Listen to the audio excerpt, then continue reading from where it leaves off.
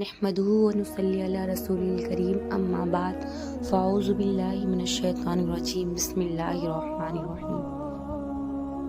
ہم پر اللہ تبارک و تعالیٰ کے بے شمار انعامات میں سے سب سے بڑا انعام اور اکرام یہ ہے کہ ہمیں اسلام کی دولت سے نوازا اور رسول مقبول اپنے محبوب نبی اکرم صلی اللہ علیہ وسلم کی امت میں پیدا فرمایا، اور پھر مزید کرم اور احسان یہ فرمایا کہ اس نے ہمیں اپنی بندگی اور اطاعت کی توفیق عطا فرمائی۔ یہ دولت جو خدائے واحد نے ہم کو عطا کی ہے، ایسی دولت ہے کہ دنیا جہاں کی کوئی دولت اس کا مقابلہ نہیں کر سکتی۔ یہ سعادت اور نیک بختی جو ہمیں نصیب ہوئی ہے، دارین کی تمام سعادتوں اور نیک بختوں سے بڑھ کر ہے۔ لہٰذا میری ماں اور بہنوں، ہمیں یہ دیکھنا ہے کہ ہم جو اللہ کی اطاعت و بندگی میں لگی ہوئی ہیں، روزے نماز کی کسی نہ کسی طرح پابندی کر لیتی ہیں، ماں باپ شوہر اور بچوں کی جو خدمات انجام دے رہی ہیں، کہیں یہ تمام چیزیں اخلاص سے خالی تو نہیں؟ ہماری عبادتوں اور ہمارے اعمال میں اخلاص ہے یا نہیں؟ کیونکہ اخلاصی سے اعمال مقبول ہوتے ہیں، اللہ کی خوشنودی حاصل ہوتی ہے اور مکمل ثواب ملتا ہے۔ اگر تینوں میں خلوص نہ ہو تو کوئی عبادت کوئی عمل اللہ کے یہاں مقبول نہیں ہے۔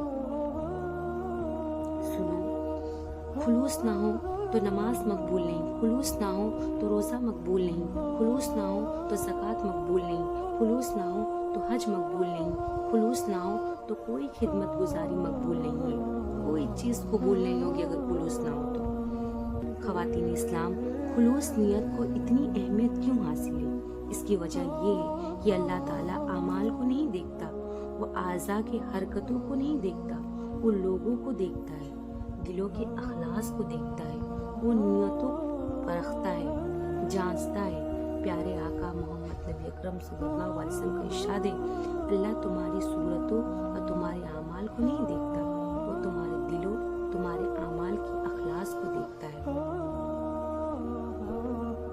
لہٰذا ہمارے اعمال کا دار و مدار نیتوں پر ہے، اور ہم کو ہمارے اعمال کا ثواب ہماری نیتوں کے اعتبار سے ملتا ہے۔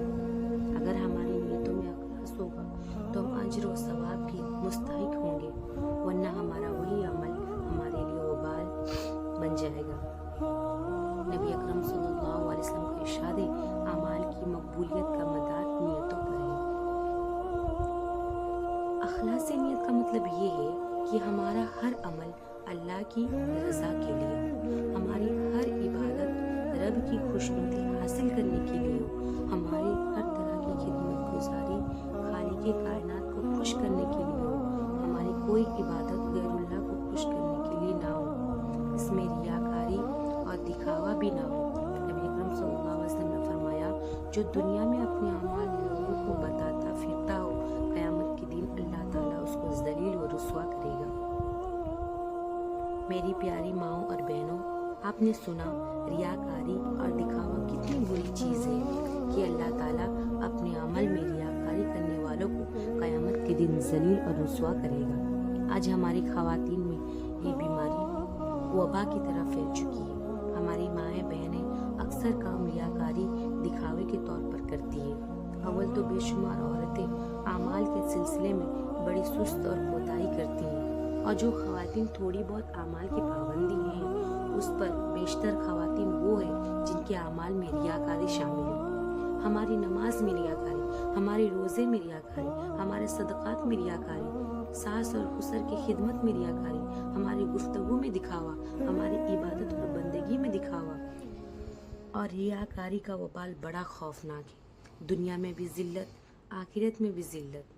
ایک حدیث میں ہے، جس نے لوگوں کو دکھانے کے لیے نماز پڑھی اس نے شرک کیا، جس نے لوگوں کو دکھانے کے لیے روزہ رکھا اس نے شرک کیا، جس نے لوگوں کو دکھانے کے لیے صدقہ کیا اس نے شرک کیا۔ کتنی بڑی بات ہے کہ ہم تھوڑی تھوڑی چیزوں میں شرک کر رہے ہیں، ہر چیز دکھاوے کے لیے کر رہے ہیں۔ میری ماں اور بہنوں، اپنی عبادت میں اخلاص پیدا کرو، اپنے اعمال میں اخلاص پیدا کرو، تمہارا ہر ادا اخلاص سے بھرپور ہو، تمہارا ہر قول و فعل خلوص سے بھرپور ہو، تمہارا ہر قدم اخلاص کے ساتھ اٹھے۔ صحیح معنی میں توحید بھی یہی ہے کہ ہم جو کہیں یا کریں صرف اور صرف اللہ کی خوشنودی اور رضا کے لیے کریں۔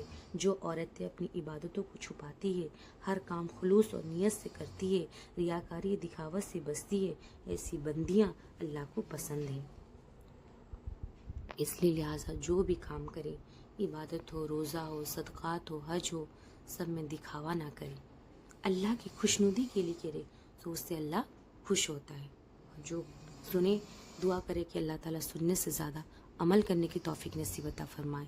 وآخر دعوانا ان الحمد للہ رب العالمین۔